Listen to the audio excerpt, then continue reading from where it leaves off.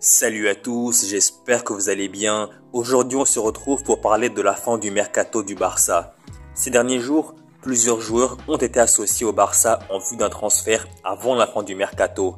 Mais comme on le sait tous, le Barça est toujours soumis à un contrôle très strict du fair play financier et tant que le nouveau contrat avec Nike ne sera pas officiel et validé par la Liga, aucun joueur ne pourra signer au Barça.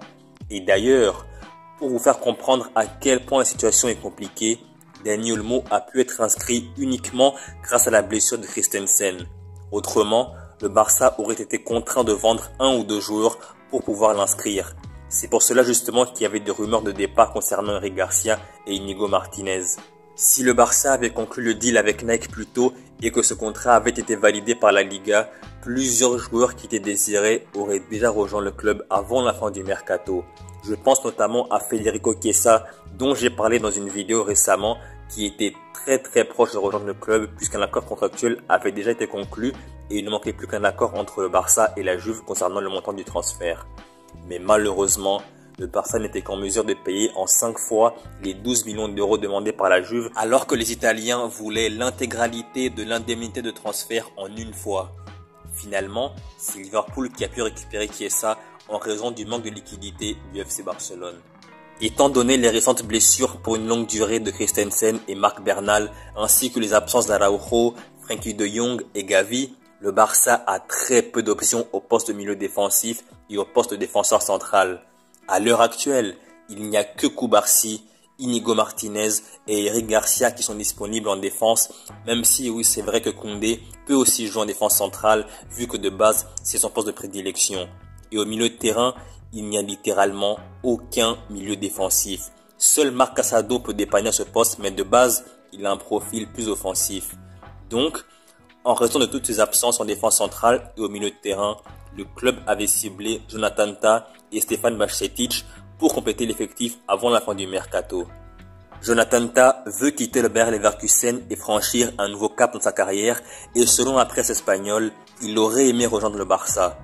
Pareil pour Bajcetic qui aurait aimé rejoindre le Barça en prêt, mais au final, il jouera cette saison à Salzbourg en raison des difficultés économiques du FC Barcelone.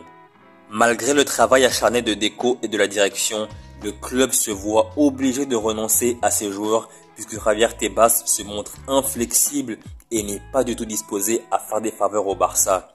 Le mercato du Barça est donc officiellement terminé avant même la fin du mercato.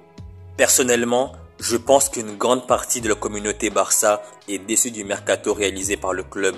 D'autant plus que la plupart ne s'attendaient pas à voir Gundogan quitter le club et quasiment tout le monde s'attendait à voir Nico Williams signer au Barça. Mais au final, il n'y a eu qu'une seule recrue, Dani Olmo. Mais moi je vais vous dire une chose. Certes, oui c'est vrai, Laporta et Deco ont tendance à vendre du rêve en promettant l'arrivée de plusieurs joueurs à chaque mercato alors qu'ils savent très bien que le club est très limité financièrement. Mais en réalité, il faut qu'on se concentre désormais uniquement sur le rendement sur le terrain. Inutile de s'acharner sur Deco ou sur le président Laporta. Il faut passer à autre chose, tout simplement. Le Barça d'Hansi Flick est leader en solitaire de la Liga, 3 matchs, 3 victoires, 9 points sur 9 et entre-temps, le Real est en grande difficulté. Une seule victoire et 2 matchs nuls pour le Real Madrid, 4 points de retard sur le FC Barcelone, alors que de base, ils sont les ultra favoris de la Liga cette saison. João Cancelo n'est pas revenu au Barça, Gundogan est parti, Nico Williams n'est pas venu, seul Dani Olmo a signé au Barça. Il y a plein de blessés, Gavi, De Jong, Araujo, Christensen, Marc Bernal, etc. Mais au final, le Barça d'Hansi Flick est en train de performer à un très haut niveau. D'après ce que je vois, c'est vraiment très convaincant. Et par rapport à l'époque où il y avait Xavi, le Barça a énormément progressé sur plusieurs aspects.